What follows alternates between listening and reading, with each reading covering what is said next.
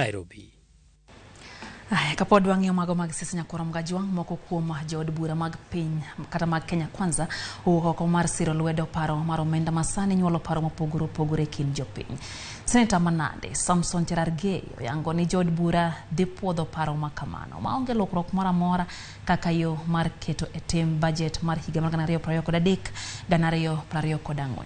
Kaluwore gi Cherargei, budget ma idhi somo kod jatend migawo mar omenda Profesa Njuguna Ndung'u dwe manyien nitiere kod rem mar omenda maromo bilion 800 ma inyalo mana pong'o kokalo e kawo hola e pinje maoko kata kokalo kuom osuru mag jopiny kaka Chris Lerono.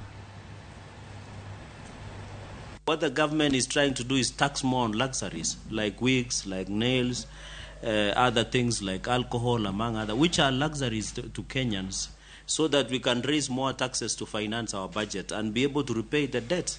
As you are aware, debt is the first charge as per Article 202, where we are paying more than 1 trillion to both local and international lenders. What is happening, and you know, we need also to seal the issue of tax exemptions and tax relief.